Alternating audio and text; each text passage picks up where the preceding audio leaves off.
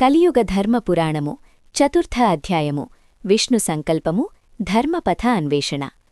బదరికాశ్రమమున వ్యాసభగవానునికి అనుమతిని ఇచ్చి లోక కళ్యాణార్థము ఆయన చేయబోయే సాహసోపేతమైన ప్రయాణానికి ఆశీసులు అందజేసిన బ్రహ్మదేవుడు మరియు నారదుడు తమ తిరుగు ప్రయాణాన్ని ప్రారంభించారు.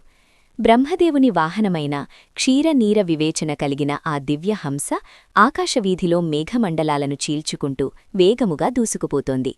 సత్యలోకమునకు వెళ్లవలసిన ఆ ప్రయాణమున నారదుడు తన మహతిని మీటుతూ లోకగమనాన్ని ఆలోచిస్తుండగా బ్రహ్మదేవుడు రాబోవు కలియుగ సృష్టి మార్పుల గురించి ధ్యానించుచున్నాడు.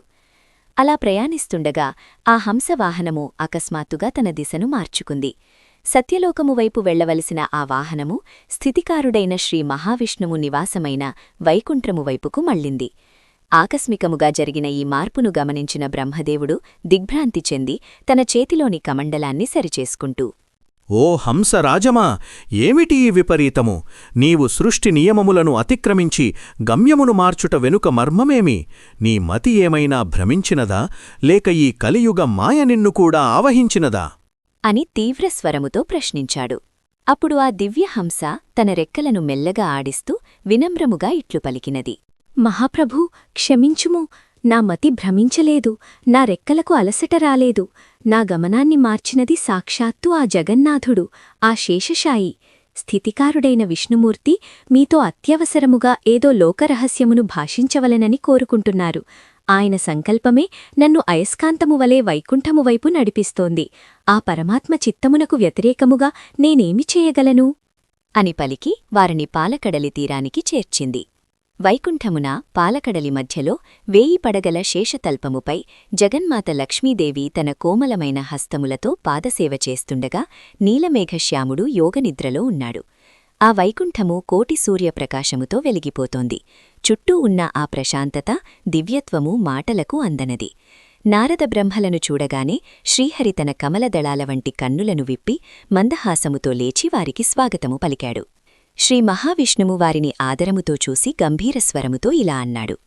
బ్రహ్మదేవా, నారద, మీరు బదరికాశ్రమమున వ్యాసభగవానునితో చేసిన సంప్రదింపులు, మీరు చేపట్టిన ఈ లోకకల్యాణ కార్యము అంతా నాకు తెలిసినదే.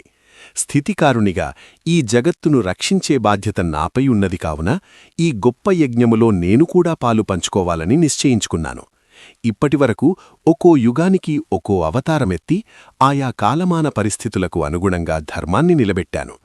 ప్రజలు నా రామావతారాన్ని ఆదర్శంగా తీసుకుని ధర్మబద్ధముగా ఉండాలని, కృష్ణావతారాన్ని చూసి కర్మఫలాన్ని ఆశించకూడదని నేర్చుకున్నారు.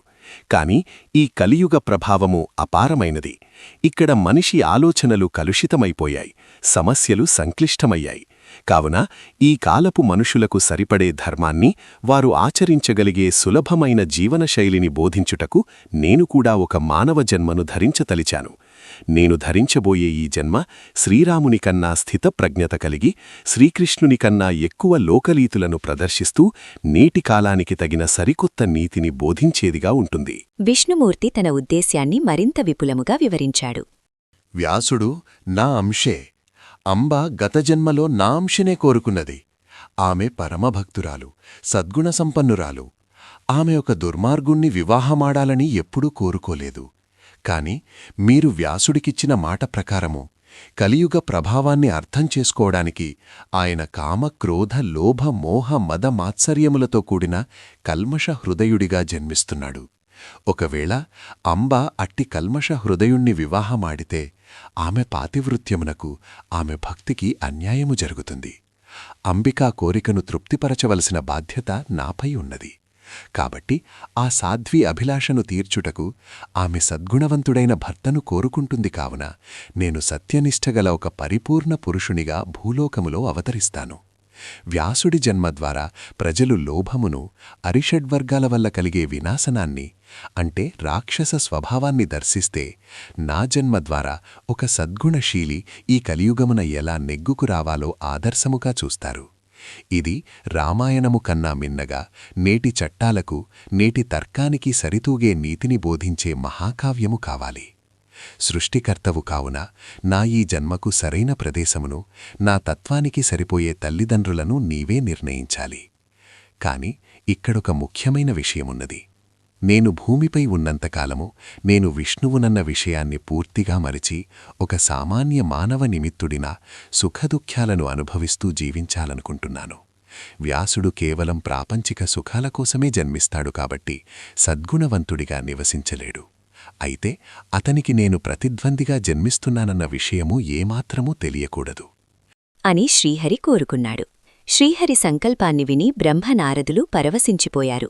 ఒకే సమయంలో జ్ఞానస్వరూపుడైన వ్యాసుడు అధర్మగుణాలతో, స్థితికారుడైన విష్ణువు సద్ధర్మగుణాలతో భూమిపైకి రాబోతున్నారు.